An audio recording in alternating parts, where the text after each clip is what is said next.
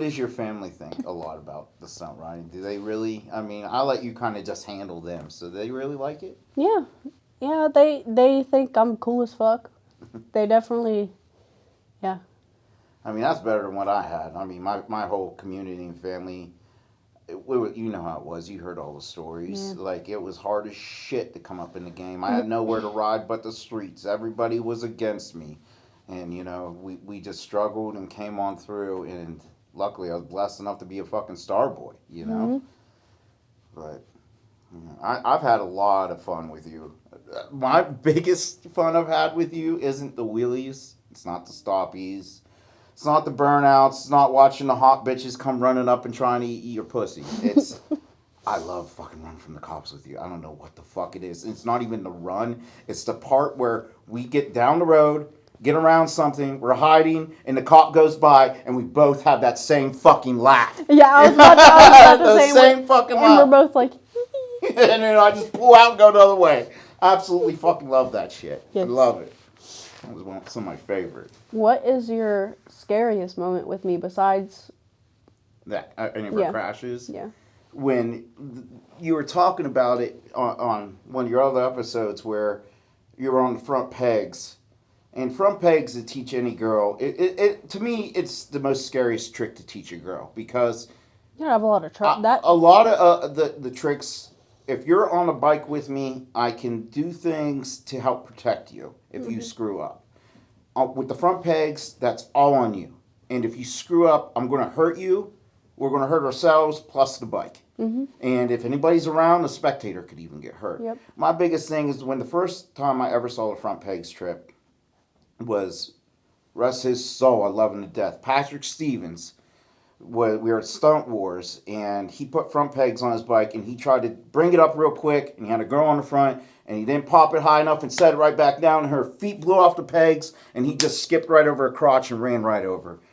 Terrifying to watch when you see it firsthand, especially when you start teaching somebody you love that trick, and that's playing in your head all the time. And it was right when we were teaching you the front pegs trick. It was probably your third or fourth time we were doing it, and we set the front end down. It stalled. It came to a stall, and it just hit hard. But when it stalled, it started again, and it tried to run you over, and I just grabbed it through to the side, and I was just terrified that... Your whole leg was bruised for like a month almost. I remember that. I wasn't worried about that. I was more worried about that bike just crushing you, you know? And that was, I have to say, the most scariest moment I really had with you, other than the one crash we had. Yeah.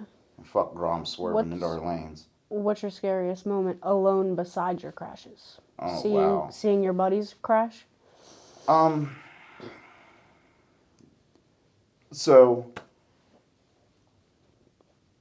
I'll sum the story up. Everybody who is in stunt riding heard of a guy named Bill Dixon, Yamaha rider, great guy. A lot of people don't know his brother, Jeff Dixon.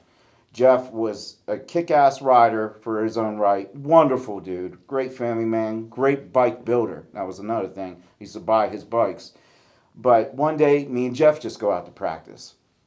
And Jeff was known for doing coasters and different things like that. He had good brake control, but he couldn't really scrape. He had a bar on his bike, but he couldn't scrape. And it's just me and him go out to practice. He unloads first, and he starts riding.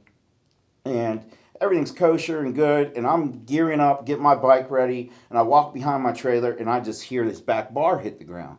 And it terrified me, because I knew Jeff had a problem scraping. So I came running around the trailer. He went for about a 60-mile-an-hour coaster, and he came back too far, hit the bar, caught a wobble, and just flipped and rolled, and broke his femur clean in half. Leg just laying over to the side right there. And when I come around the trailer, and I heard that scrape, and I see him, and I see his leg, and I'm just like, oh my God. And we're in the middle of Kentucky. And Kentucky's nothing but mountains and hills, and there's no service. Nothingness. My cell phone wasn't working. His cell phone wasn't working. I had to run down to the main road and flag down a car to get their cell phone, to call 911, to get him picked up and taken to an ambulance. And it just... I put his head on my leg. He's sweating to death.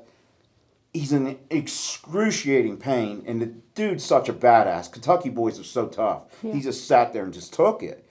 And, you know, we're just waiting for an ambulance. I'm just sitting there. We're telling jokes with each other the whole time. But I'm terrified, like he's going to get blood clot. And he's just going to go, he's just going to instantly die right in my lap. And that was one definitely, and I loved him. He was one of my really good friends. And, like, I was terrified. He was about to die right there in my lap. But luckily, ambulance came. He had some surgeries. And he became a good rider again. He's got a good family. He's out playing with side-by-sides and everything now, and he's doing good.